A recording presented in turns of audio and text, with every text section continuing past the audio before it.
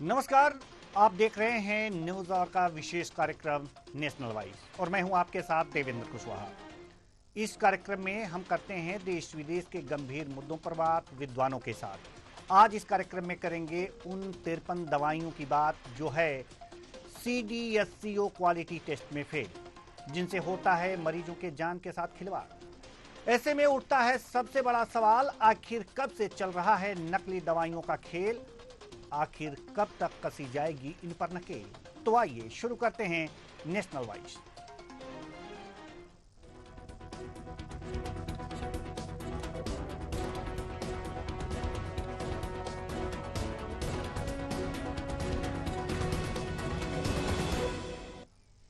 स्वस्थ रहने के लिए कभी न कभी लोगों को दवाइयों का सहारा लेना ही पड़ता है, वो भी आज के जमाने में जब फिजा की हवा खराब हो गई हो। ऐसे में बीमारियां आम हो गई हैं जिनके इलाज के लिए दवा जरूरी है।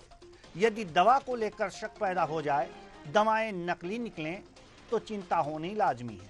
लोग डॉक्टर के भरोसे पर दवा लेते हैं और डॉक्टर कंपनियों के भरोसे पर दवाएं लिखते हैं, लेकिन इन कंपनियों का क्या, जो अपने स्वार्थ के लिए आम जनों को बलि का बकरा बना रहे हैं। तो क्या अब मरीज दवाई ना खाएं या डॉक्टर पर भरोसा ना करें? आज इसी पर करेंगे चर्चा। तो आइए शुरू करते हैं।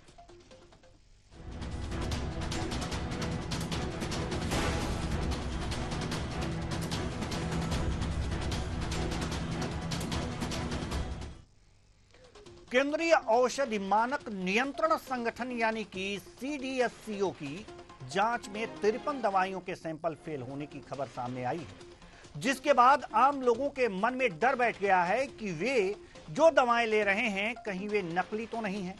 उनका डर जायज भी है, क्योंकि एक अध्ययन के मुताबिक देश में बिकने वाली करीब 25% दवाएं नकली हैं।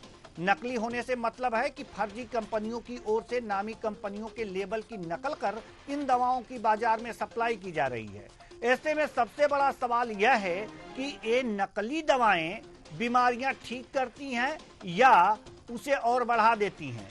इन सब पहलुओं की जानकारी लेंगे विशेषज्ञों से, लेकिन उससे पहले अब एक नजर डालते हैं उन दवाइयों पर जो क्वालिटी और स्टैंडर्ड पर खरी नहीं उतरी हैं इस ग्राफिक्स के माध्यम से। तो आइए, पैरासीटामोल टेबलेट 500 mg, ये दवाई टेस्ट में फेल हो गई है, काफी लोकप्रिय है। ग्लाइमेपिराइड्स, ये दवाई भी क्वालिटी टेस्ट में फेल पाई गई है। टेल्मा सेकेंड, ये 40 mg 40 mg, ये भी टेस्ट में फेल पाई गई है। पैंडी, ये दवाई भी टेस्ट में फेल पाई गई है। सेल्कस C और DC कैल्शियम सप्लीमेंट, अगर जो बात करें इनकी, तो हेल्थ केयर द्वारा निर्मित और टोरेंट फार्मास्यूटिकल द्वारा ये वितरित किया जाता है, ये भी फेल है। उसके बाद क्लेवम 625, ये है ये एक एंटीबायोटिक दवा है। अब 7वां है सेपोडेम P15 ड्राई सस्पेंशन, ये है बच्चों के गंभीर बैक्टीरिया संक्रमण के इलाज में इसको दिया जाता है। और दवाइयां पुल्मोसिल, ये भी टेस्ट में फेल है, सन फार्मा द्वारा बनाई गई है। इरेक्टाइल इन्फेक्शन के इलाज के लिए यह दी जाती है। इसके बाद है पेंडोसेड, ये एसिडिटी और रिफ्लक्स के इलाज के लिए दी जाती है, ये भी टेस्ट में फेल है। साथ ही है और सोकोल 300, यानी कि सन फार्मा द्वारा यह तैयार किया गया है, यह भी टेस्ट में फेल है।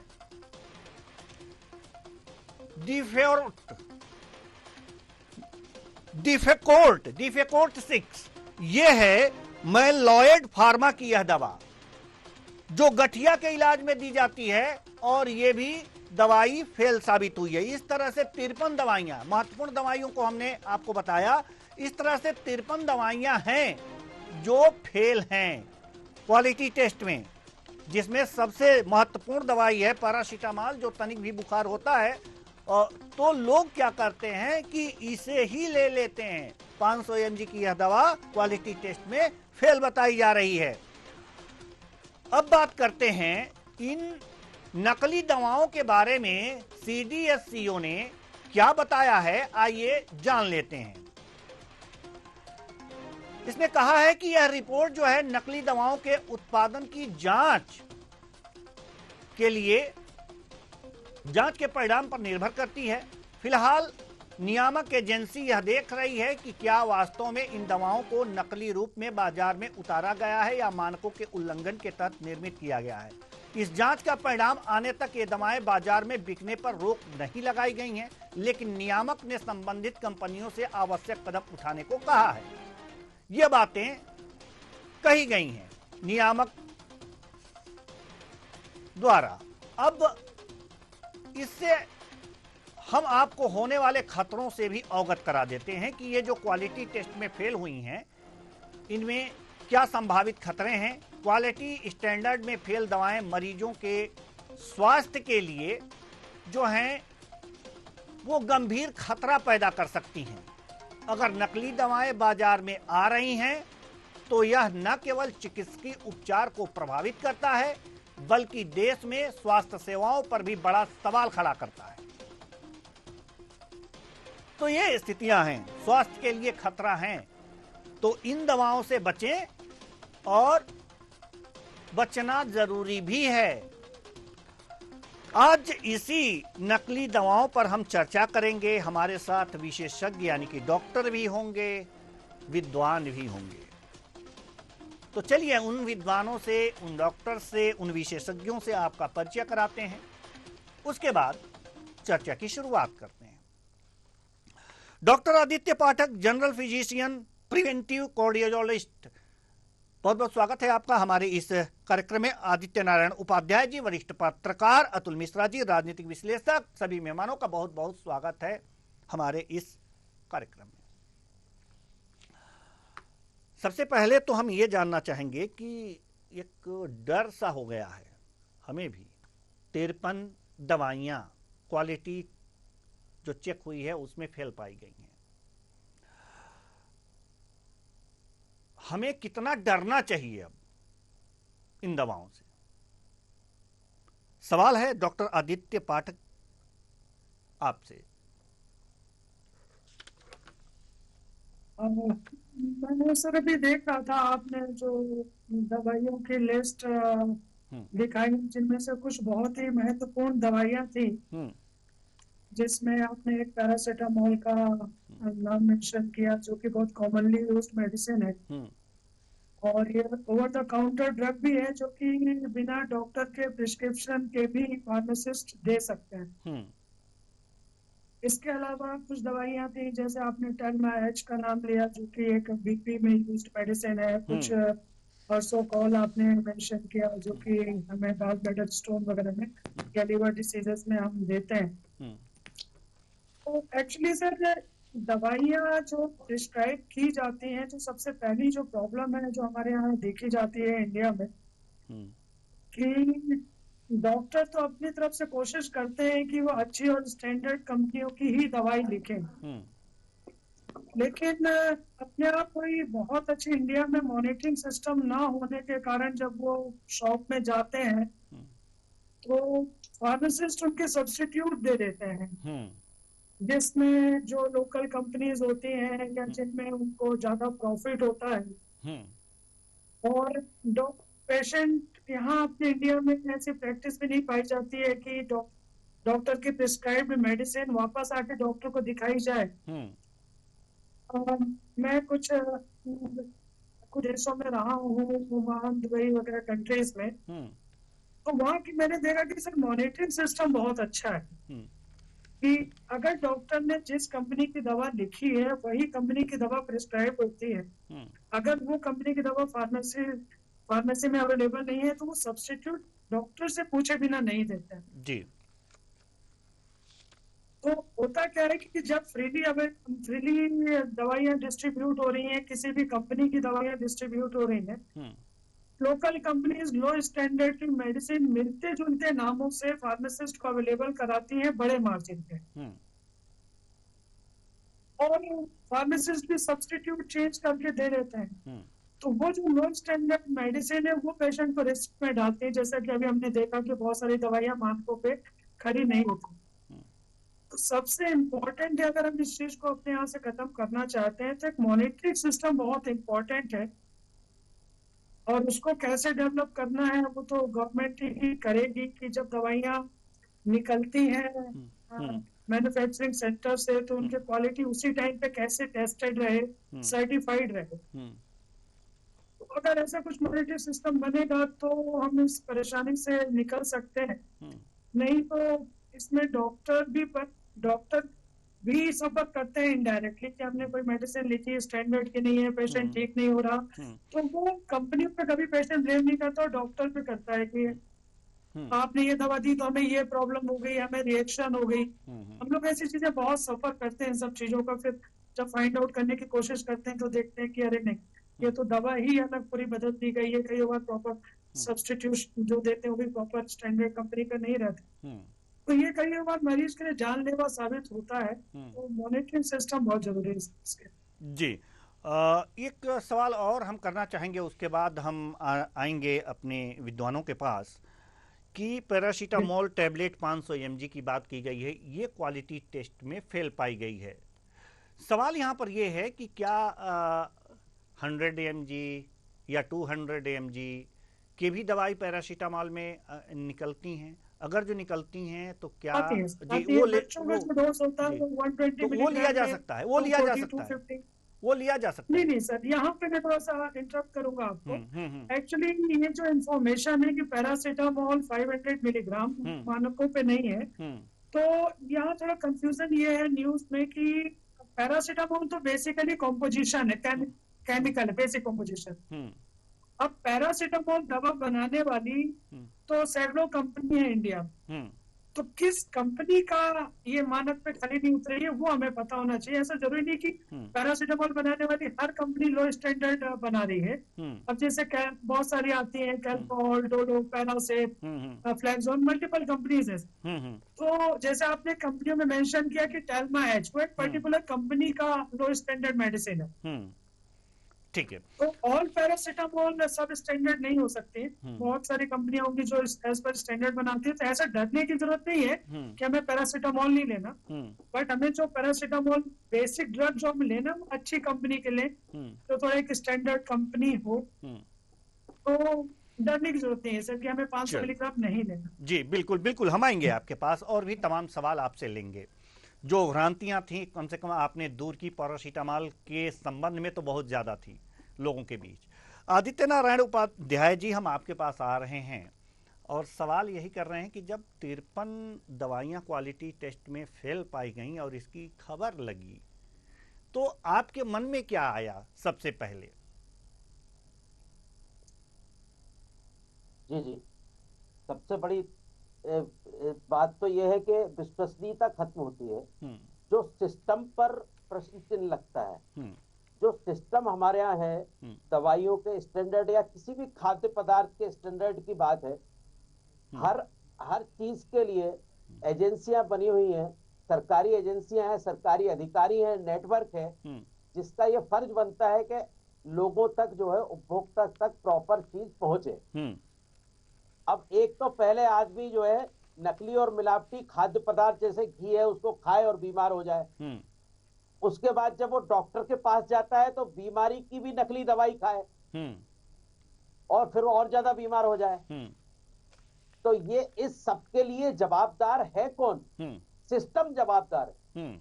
और सिस्टम अपने आप में वो लिए हुए है जो इस चीज की खामियां पैदा करता है। आप ये देखें, मैं क्षमा पूर्वक डॉक्टर साहब जो अभी कह रहे थे, क्षमा पूर्वक कहना चाहता हूं।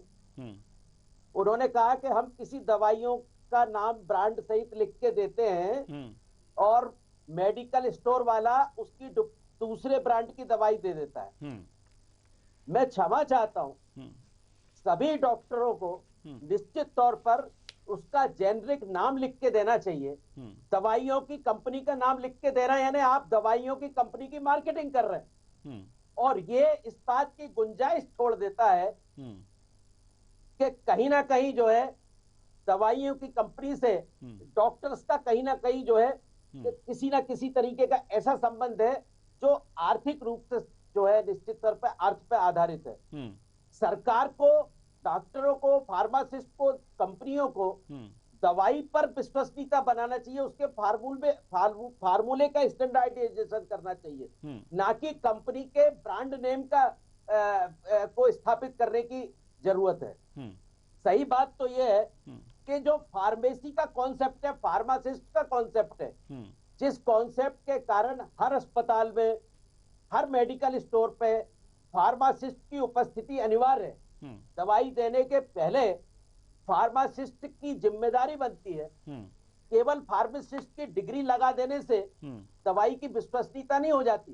फार्मासिस्ट का अपना काम क्या है? क्या फार्मासिस्ट हर अस्पताल में, हर मेडिकल स्टोर पर अपना फार्मासिस्ट वाला जो काम, जिस बात की उन्होंने पढ़ाई की है, उसका कुछ उपयोग करते हैं या केवल सर्टिफिकेट का उपयोग होता है? इस सब चीज पर प्रश्न लगता है। केवल और केवल जेनरिक नाम होना चाहिए। कोई भी कंपनी बनाए, कंपनी की मैन्युफैक्चरिंग गुणवत्ता की जिम्मेदारी कंपनी की भी होना चाहिए और सरकार की भी होना चाहिए, क्योंकि ये सीधे सीधे जीवन मरण का प्रश्न है। गरीब से गरीब आदमी दवा लेता है, बड़ी कंपनियों का आप स्टैंडर्ड लेंगे, 100 रुपए की दवा खरीदेंगे, 10 रुपए की छोटी कंपनी 10 रुपए में भी अपना मार्जिन रखती है, उसका आप लिखेंगे नहीं पर्चे में, क्योंकि वो छोटी कंपनी है, उससे कमीशन कम मिलता है। मैं सीधी बात कहता हूँ, जबकि वो 10 रुपए में भी उसका प्रॉफिट छुपा हुआ है। तो वो 10 रुपए वाली दवाई को विश्वसनीय बनाया जाए ना, वो भी तो सरकार से लाइसेंस लेके दवा बना रही है, वो भी तो सरकार के लाइसेंस के तहत बेच रही है। उसको ही स्टैंडर्ड बनाया जाए, उसकी गुणवत्ता परखी जाए, उसकी गुणवत्ता स्थापित की जाए, ऐसा प्रयास क्यों नहीं होता? जी बिल्कुल, बिल्कुल सही बात आपने कहा इसमें। जी और कुछ कह रहे हैं आप? ठीक है, कुल मिला के यही मैं कहना चाहता हूं कि दवाइयों को उनके जेनरिक नाम से से ही उसकी पहचान होना चाहिए। और सबसे उसमें दिक्कत यह है कि इन्हीं दवाइयों में कुछ दवाइयां ऐसा है जो कंपनियों ने ही कहा है कि हमारा नाम जरूर लिखा है पर हमारे द्वारा बनाया गया नहीं, ये डुप्लीकेट है। यदि जेनरिक नाम वाली बात होगी, उनके ब्रांड नेम वाली बात नहीं होगी, तो ये समस्या भी पूर्णतः खत्म हो जाएगी। जी अतुल मिश्रा जी, हम आपके पास थोड़ी देर बाद आएंगे। बड़ा सवाल आदित्य नारायण उपाध्याय जी ने उठा दिया, इसलिए हम पुनः डॉक्टर साहब के पास जाएंगे। डॉक्टर आदित्य पाठक जी, जवाब देंगे क्या आदित्य नारायण उपाध्याय जी के सवालों का? जी जी जी सर, मैं आदित्य सर को सुन रहा था।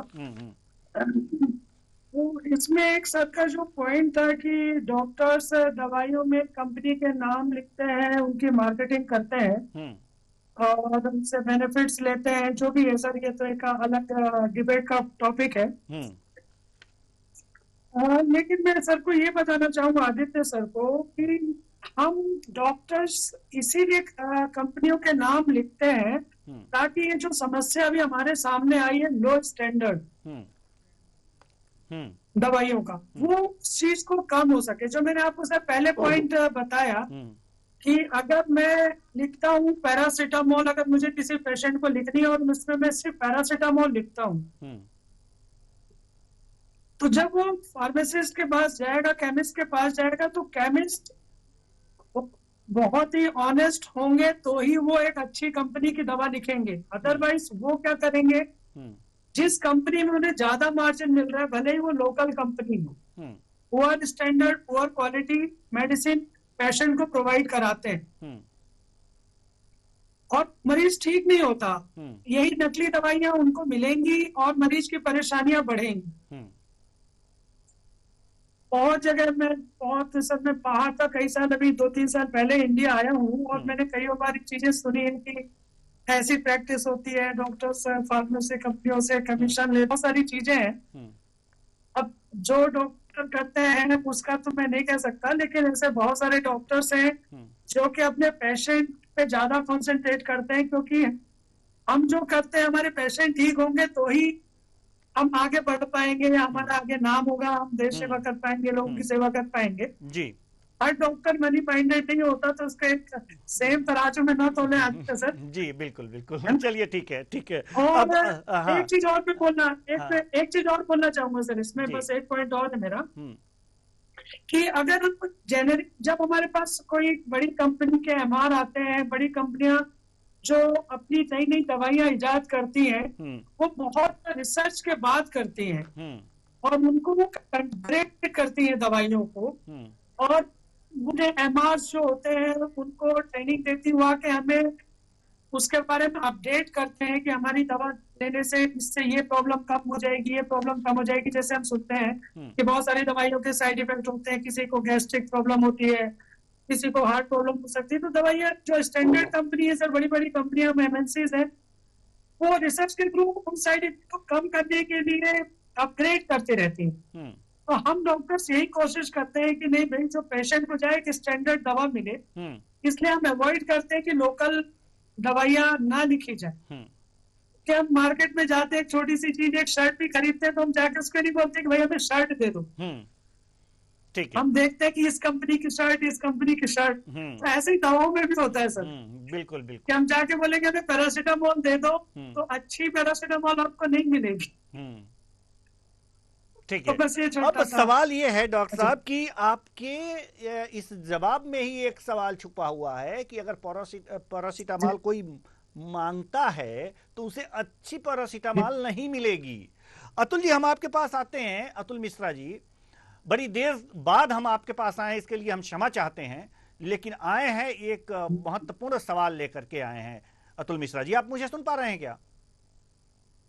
जी जी जी जी।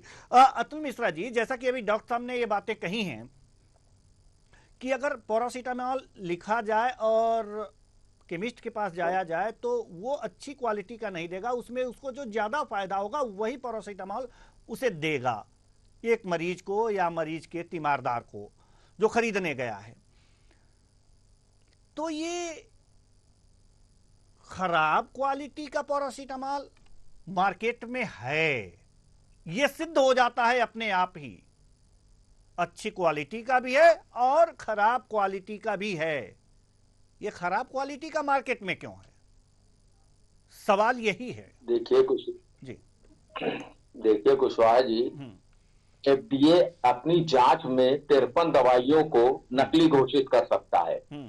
मीडिया ये बता सकता है कि हिमाचल में इसका मेन अड्डा है और आप वहां पर जाइए, आप जो भी दवाई का प्रिंट चाहेंगे वो प्रिंट हो जाएगा और एक्सपायरी दवाई का आपको फिर से जो है नया लेबल मिल जाएगा। मीडिया इस चीज को जानती है लेकिन सरकार नहीं जानती है, बड़ा दुर्भाग्य है।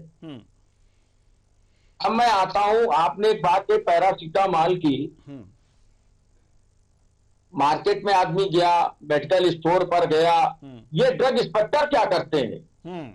इनको किस बात पे ये दिया जाता है कि भाई जब आप लाइसेंस देते हैं तो आप उसकी चेकिंग क्यों नहीं करते? इसलिए चेकिंग नहीं होती है क्योंकि कुशवाहा जी सारा खेल पैसे पर निर्धारित है और ये बहुत बड़ा बिजनेस है। आपको शायद मालूम नहीं है, ये करीब 14 से 17 अरब डॉलर का बिजनेस है। 14 से 17 अरब एक छोटी मोटी रकम नहीं है और जिसमें से 4.25% दवाई नकली आती है। 14.25%। अगर ये हमको मालूम है, आपको मालूम है, आपकी मीडिया को मालूम है, तो सरकार को नहीं मालूम कि ड्रग इंस्पेक्टर को नहीं मालूम? उनको भी मालूम।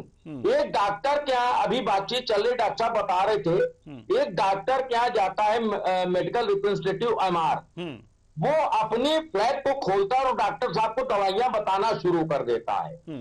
डॉक्टर साहब उसकी दवाइयों को सुनते हैं, उसको समझते हैं, उसके बाद सोचते हैं कि हमारे मरीज को इस तरीके से फायदा होगा। मैं डॉक्टर साहब से एक रिक्वेस्ट करना चाहता हूं कि जिस समय आप पर्चा लिखते हैं उस समय मरीज से प्लीज आप ये कहना शुरू करें कि जिस समय आप दवाई ले रहे हैं इस दवाई की जानकारी जरूर लीजिएगा, क्योंकि डॉक्टर दूसरा भगवान होता है धरती का। पहला भगवान आसमान पर है, दूसरा भगवान धरती पर डॉक्टर होता है। उस पर हमको अंधा विश्वास होता है। मैं अपने शरीर को लेकर जाता हूं, अपने परिवार के शरीर को लेकर जाता हूं, इस विश्वास पर जाता हूं डॉक्टर साहब 500 रुपए हमसे फीस लेंगे लेकिन डॉक्टर साहब हमको स्वस्थ कर देंगे। वहां पर पैसे का महत्व तो नहीं रह जाता है। लेकिन जब पैसे का महत्व वहां खत्म हो जाता है कि वही डॉक्टर एमआर को बैठालता है। पहले आपको याद होगा कुशवाहा जी, क्लिनिक के अंदर दवाइयां खुद डॉक्टर लोग दिया करते थे। आज क्या कारण है कि प्रिस्क्रिप्शन लिखते और कहते बाहर जाके दवाई ले लो, और 1000 रुपए फीस होती, 1500 रुपए फीस होती, 600 रुपए फीस होती है। क्या कारण है कि आप क्यों नहीं मेडिकल स्टोर अपने आप क्यों नहीं आप दवाइयां देना चाहते हैं? आप कोई चीज, इसका मतलब देखिए, क्षमा कीजिए डॉक्टर, इसका मतलब डॉक्टरों को यह चीज मालूम है कि मार्केट में चीज अवेलेबल है, नकली और असली दोनों चीजें। अगर डॉक्टर अपने यहाँ वही दवाइयां देना शुरू कर देंगे तो मरीज का विश्वास 100% हो जाएगा कि डॉक्टर साहब क्या से जो मैंने दवाइयां ली हैं वो 100% ओरिजिनल है। सरकारी अस्पतालों में 38% दवाइयां नकली मिल रही हैं कुशवाहा जी, सरकारी अस्पतालों में, ये आप जान के चलिए। जज इंस्पेक्टर शांति से बैठा रहता है, वो पहुंचता है, उसको जो भी आप समझदार हैं मीडिया पे मैं नहीं कहना चाहता क्या होता है क्या नहीं होता है।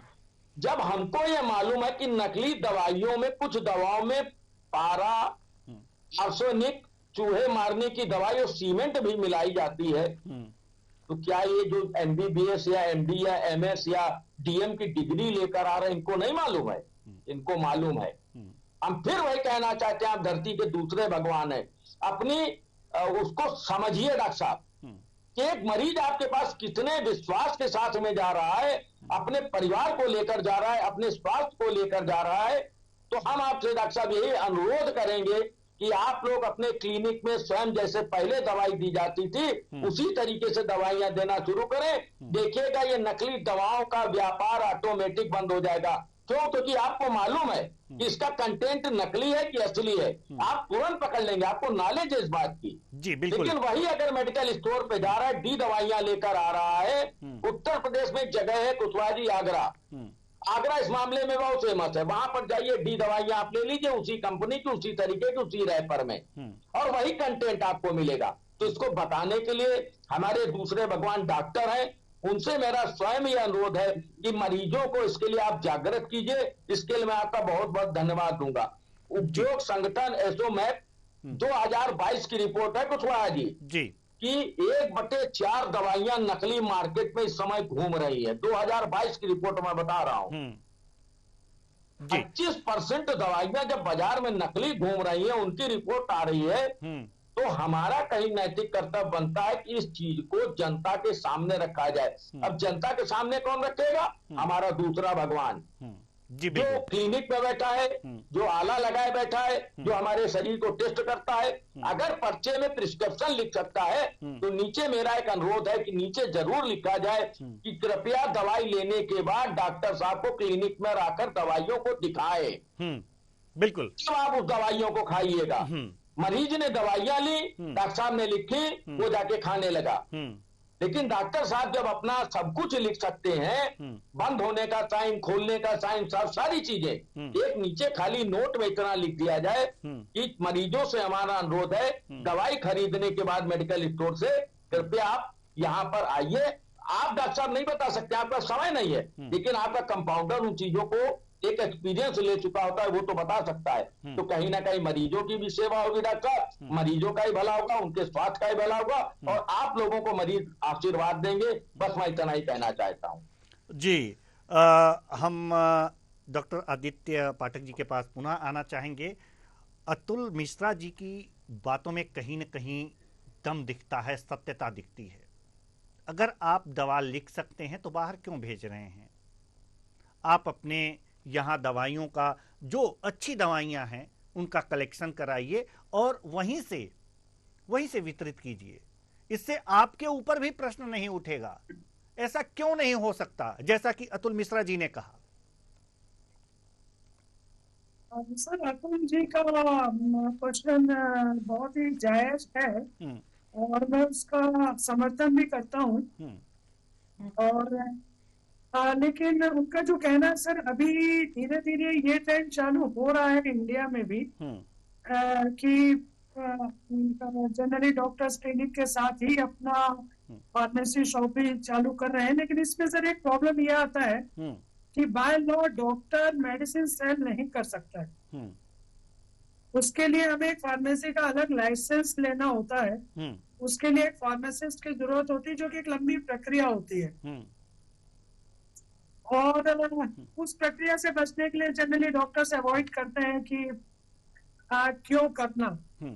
लेकिन ये बहुत अच्छी बात है सर का जो कहना है कि करना चाहिए, और कई डॉक्टर सब कर भी रहे हैं सर धीरे धीरे। जैसे मेरा जो सेंटर है, मेरे सेंटर में मैं अपना खुद का फार्मेसी रन करता हूँ, और जबकि दवाइयाँ मेरी प्रिस्क्राइब होती है, तो फिर भी मैं चेक करता हूँ मेरे पेशेंट को, और फार्मासिस्ट को इंस्ट्रक्शन है कि मुझे चेक किए बिना आप दवा डिस्पेंस नहीं करोगे जी। ये स्टैंडर्ड प्रैक्टिस बाहर से। जी सर। जी, अतुल मिश्रा जी कुछ कहना चाह रहे हैं आपसे। जी जी। डॉक्टर साहब ने एक बात कही कि हम कुछ नियम कानून में बंधे हुए हैं। सर, एक ड्रग इंस्पेक्टर जो है बीबीए करने वाले को लाइसेंस दे सकता है, जो डॉक्टरी की पढ़ाई कर रहा है, छोटी सी पढ़ाई कर रहा है, उसको लाइसेंस मिल जाता है पास होने के बाद। आप तो एमबीबीएस हैं, आप एमडी हैं, आप एमएस हैं, आप डीएम हैं, आपको लाइसेंस क्यों नहीं मिलेगा? दूसरे नंबर पर जो अस्पताल खुले हुए, बड़े बड़े अस्पताल, उन अस्पतालों में मेडिकल स्टोर डॉक्टर साहब खुला हुआ है, वहां पर दवाइयां दी जाती हैं, वहां पर मरीजों को विश्वास है। तो डॉक्टर साहब, हम आपसे सिर्फ इतना कहना चाहते हैं कि एक छोटा सा काम है, थोड़ी सी परेशानी आपको होगी, आप उसके लिए कह सकते हैं, सरकार आपका ध्यान रख सकती। और डॉक्टर साहब, जब आप दवाई देंगे तो आपकी एक गोली से मरीज ठीक हो जाएगा, 5 गोली की जरूरत नहीं पड़ेगी। जी, बिल्कुल बिल्कुल सही बात आपने कही। जी जी जी, जवाब दीजिएगा आप। लेकिन आदित्य नारायण उपाध्याय जी का भी कोई सवाल है, ये सवाल भी सुन लीजिए। जी डॉक्टर साहब, आज बहुत हमले हो रहे हैं आप पर। जी आदित्य नारायण उपाध्याय जी। जी मैं नहीं, एक्चुअली क्या है कि चूंकि मेडिकल से जुड़ा हुआ हमारा विषय है, और हमारे पास में इस विषय के जो है, जो आधिकारिक जो इस काम के लिए जो है हमारे, हालांकि डॉक्टर को बिल्कुल भगवान का स्वरूप कहा जाता है, हमारे पास चूंकि डॉक्टर साहब ही उपलब्ध है जवाब देने के लिए, तो सारे प्रश्न उनकी ओर जा रहे हैं। हाँ हाँ बिल्कुल। तो कोई मतलब दुर्भावना मत लीजिएगा अपने मतलब अंदर, क्योंकि जी सवाल हैं उसके जवाब तो देने पड़ेंगे। जी जी जी। अच्छा, दूसरे जो मौजूदा प्रश्न पहले तो मैं मिश्रा सर के जवाब दे दूं सर उनके क्वेश्चन का। जी आदित्य नारायण जी, पहले मिश्रा जी का सवाल, जी अतुल मिश्रा जी का सवाल के जवाब डॉक्टर साहब देना चाहते हैं, उसके बाद पुनः आपके सवाल का जवाब देंगे। जी डॉक्टर साहब। ठीक है। पहले तो मैं ये कहूंगा अतुल सर कि मैंने तो अपने मेडिकल सेंटर में फार्मेसी का अपना ही लगा रखा है, तो जो आप प्रैक्टिस चाहते हैं मैं वही फॉलो करता हूँ, मैं तो कर रहा हूँ। और मेरा भी मानना है कि करना चाहिए दूसरे डॉक्टर्स को भी। लेकिन जो आपने बोला कि हॉस्पिटल्स में फार्मेसी होती है तो डॉक्टर्स क्यों नहीं रख सकते सर, लेकिन हॉस्पिटल में सर जो फार्मेसीज होती है उसके लिए भी अलग से लाइसेंस लेना पड़ता है। वो हॉस्पिटल के लाइसेंस के साथ डायरेक्ट फार्मेसी का लाइसेंस नहीं मिलता है, ये गवर्नमेंट का रूल है। और चूंकि सर होता क्या है कि जो प्रोसीजर है लाइसेंस लेने की, हॉस्पिटल एक कंपलसरी सर्विस है जिसमें 24 आवर्स हमें पेशेंट को केयर करना होता है, सेल होती है, तो उस पॉइंट ऑफ व्यू से मैंडेटरी एक सर्विस है हॉस्पिटल की, तो वहां लेना तो जरूरी रहता है। बट यहाँ का ही प्रैक्टिस है कि डॉक्टर्स बिलीव करते हैं कि भाई चलिए हमने जो दवा लिखी है, फार्मेसी शॉप्स है, कई बार पेशेंट्स भी क्या करते हैं कि वो प्रेफर करते हैं कि वो अपने नियर बाय शॉप से लें दवाइयाँ। जरूरी नहीं होता कि हर पेशेंट मेरी फार्मेसी से ही दवा लेके जाए। कई बार डिस्काउंट के लालच में कई बार पेशेंट हमसे ये बोलते हैं कि सर आप डिस्काउंट नहीं करते हो तो वहां दूसरी जगह 90% डिस्काउंट मिलता है, लेकिन वो ये नहीं सोचते कि जो फार्मेसी 90% डिस्काउंट किसी दवा में दे रही है तो उसकी क्वालिटी और परचेसिंग कॉस्ट क्या होगी। वहीं पे चीजें प्रूव हो जाती हैं कि किस टाइप की सर्विसेज चल रही हैं हमारे यहाँ।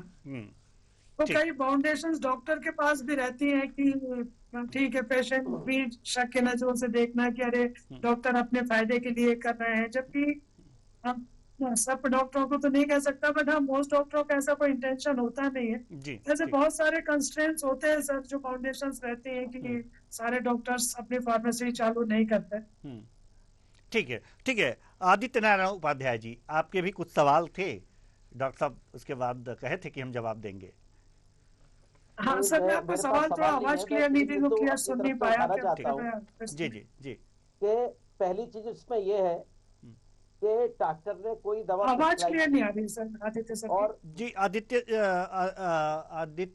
नारायण उपाध्याय जी, जरा आप जोर से मेरी बोलिए। आवाज आपको क्लियर, मेरी आवाज क्लियर नहीं आ रही क्या आपको? अब आई क्या? आवाज आपको सुनाई दे रही है? आ रही है अभी सर, बहुत स्लो आ रही है। हाँ ठीक है। अच्छा, मैं ये कहना चाहता हूं कि मरीज को कोई दवा डॉक्टर ने प्रिस्क्राइब की और उसने मार्केट से दवा ली, वो दवा नकली निकली, तो मरीज जो है निश्चित तौर पर मरीज जो है ठीक नहीं होगा। जब ठीक नहीं होगा, जब उसी डॉक्टर उन डॉक्टर के पास में दोबारा जाता है, तो डॉक्टर के पास में दो रास्ते हैं।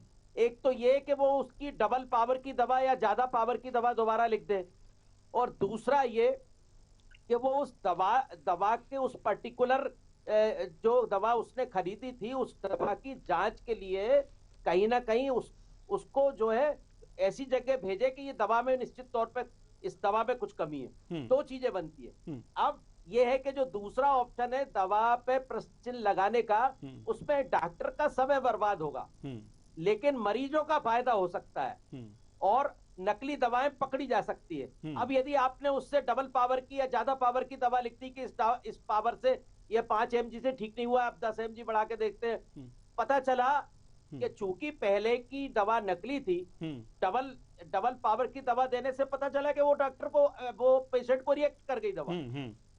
दूसरी बार असली दवा निकल जाती है, पहली बार नकली दवा निकलती है। तो इस सब के हल के लिए यदि मरीजों को, ये एक सतत प्रक्रिया है कि मरीजों को यदि लाभ नहीं होता है किसी दवा से, तो उस दवा को निश्चित तौर पर तत्काल बची हुई दवा को सरकारी एजेंसी को भेजना चाहिए कि इस दवा से मरीज को लाभ नहीं हो रहा, इस पे कुछ न कुछ सब स्टैंडर्ड इस्तेमाल किया हुआ है जी। ये नियमित प्रक्रिया यदि हो जाए तो निश्चित तौर पे दवाई की कंपनियों की डुप्लीकेसी पे लगाम मिल सकती है जी। दूसरी चीज, बहुत सारी जगह बहुत सारी दवा कंपनियां, ये केवल दवा कंपनियों की बात नहीं है, एक जनरल व्यापार में ये चल रहा है कि स्वयं अपने ब्रांड का कंपनी खुद डुप्लीकेट निकाल के बाजार में ला रही है, क्योंकि सस्ती कंपनियों से कॉम्पिटिट करना।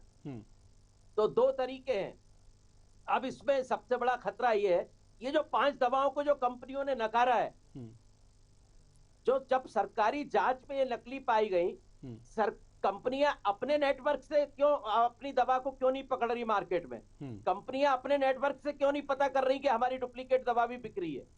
इससे इस बात पर प्रश्न लगता है कि सस्ती दवाओं के कंपटीशन में खुद अपनी डुप्लीकेट दवाएं भी मार्केट में डाली जा रही हैं। ऐसा भी संभव है। जी डॉक्टर साहब जी जवाब दीजिए तो आदित्य सर का पहला क्वेश्चन जो है सर कि जो दवाइयाँ पुअर क्वालिटी के होने के कारण फायदा नहीं करेंगी, तो डॉक्टर्स दवा का डोज बढ़ाएंगे, पेशेंट का समय बर्बाद होगा। वो बिल्कुल सही है, मैं उनसे बिल्कुल पूरी तरीके से सहमत हूँ, क्योंकि ये प्रॉब्लम मैंने भी अपने कुछ पेशेंट के साथ फेस की है कि कुछ डायबिटिक पेशेंट थे जिनको मैं दवा प्रिस्क्राइब किया पर्टिकुलर डोज में, उन्होंने यही फार्मेसी से ली जो मैंने दवा लिखी। फिर वो 2-3 महीने बाद आए तो उनकी शुगर बढ़ी हुई मिली। जब मैंने उनसे पूछा तो हाँ हमने अपने पास की फार्मेसी से दवा ली या कुछ गवर्नमेंट सप्लाई में दवा ली। तो मैंने उनको डोज बढ़ाने से पहले मैंने कहा फिर चूंकि पुरानी कंपनी जो आप ले रहे थे उससे शुगर कंट्रोल है, तो फिर आप वही ले, उससे कंट्रोल नहीं होगा तब हम डोज बढ़ाएंगे, और वो कंट्रोल हो गया। तो आदित्य सर का ये जो क्वेश्चन है बिल्कुल सही है कि ऐसी कई बार हम लोग ऐसी प्रॉब्लम फेस करते हैं क्योंकि हमें नहीं पता होता है कि पेशेंट ने क्या दवा ली है, प्रॉपरली दवा ली है या नहीं ली है। बट लेकिन सर उसमें मेन इशू ये है कि उसके लिए हम अपने लेवल पे बहुत कुछ नहीं कर सकते हैं डॉक्टर्स। इन सब चीजों का एक ही सॉल्यूशन हो सकता है कि जो भी दवाइयां मार्केट में आ रही हैं वो प्रॉपर क्वालिटी मॉनिटरिंग के बाद ही आए। जैसे सर कई देशों में देखा है, मैं जैसे बाहर रहा हूँ, मैंने पहले बताया आपको, तो वहाँ का सिस्टम क्या था कि एक तो गवर्नमेंट परमिशन नहीं देती है पर्टिकुलर, सपोज हम पैरासीटामोल की अगर बात करें तो वहां पे गवर्नमेंट का क्या नॉर्म्स होता है कि मैं 10 या 20 कंपनीज को ही परमिशन दूंगी पैरासीटामोल बनाने के लिए। तो हमें पता है कि 10 या 20 कंपनियां ही बना रही हैं और हम उनको पैरासीटामोल के लिए मॉनिटरिंग कर सकते हैं। इंडिया में कम से कम 1000 कंपनियां जो पैरासीटामोल बना रही होंगी, तो गवर्नमेंट के लिए पॉसिबल नहीं है कि वो प्रॉपर मॉनिटरिंग कर पाए क्वालिटी का। एक चीज। दूसरी चीज कंपटीशन, जैसे सर ने बोला कि कंपटीशन के कारण क्वालिटी गिर रही है, बिल्कुल सही बात। कंपटीशन बढ़ेगा, रेट कम करने के लिए करेंगे। जैसे रॉ मटेरियल है, बहुत लोगों को पता नहीं होता है, इवन पेशेंट को भी पता नहीं होता है, नॉर्मल पब्लिक को पता होने का सवाल ही नहीं है कि जो रॉ मटेरियल होता है सर, वो कई कंट्रीज से इम्पोर्ट होता है, चाइना से भी होता है, कुछ इंडिया में ही बनता है, कुछ जर्मनी से, कुछ फ्रांस से। तो जो स्टैंडर्ड कंपनी है वो हाई क्वालिटी का मटेरियल लाएंगे, उनका कॉस्ट बढ़ेगा, तो नो डाउट दवाइयों का भी कॉस्ट बढ़ेगा। लेकिन वही कंपनियां फिर अपना कॉस्ट कटिंग करने के लिए उनको भी सब स्टैंडर्ड दवाइयां मार्केट में, जैसे अभी आपने जो कुछ ब्रांड बताए जो मानक में फेल हुए हैं, कुछ बहुत अच्छी एमएनसीज है बेसिकली वो, जिनका हम डॉक्टर्स मानते हैं कि नहीं, इनकी दवाइयां बहुत अच्छी क्वालिटी की हैं और कुछ उसमें दवाइयां तो बहुत लाइफ सेविंग ड्रग्स है। ठीक है। आदित्य सर का पॉइंट बिल्कुल वैलिड, मैं मानता हूँ कि होना चाहिए कुछ ऐसा कि क्वालिटी कंपटीशन कम करके गवर्नमेंट ने जैसे सीपीओ। ठीक है। अतुल मिश्रा जी भी कुछ सवाल पूछना चाहते थे, उनके भी सवाल का जवाब दे दें, क्योंकि अब समय तो है नहीं, लेकिन सवाल का जवाब जरूरी है। और आज इसे अन्यथा मत लीजिएगा, स्वास्थ्य से संबंधित कुछ मामले हैं तो हमले आप पर ज्यादा हो रहे हैं, तो जवाब आप। जी बिल्कुल बिल्कुल जी। अतुल मिश्रा जी। कुशवाहा जी, मैं सिर्फ ये बात कहना चाहता हूँ कि 3 विधाएं हैं। देखिए, आप आयुर्वेद ले लीजिए, होम्योपैथ ले लीजिए और एलोपैथ ले लीजिए। क्या कारण है कि खाली एलोपैथी ही में इस समय पर 53 दवाओं को नकली बताया गया।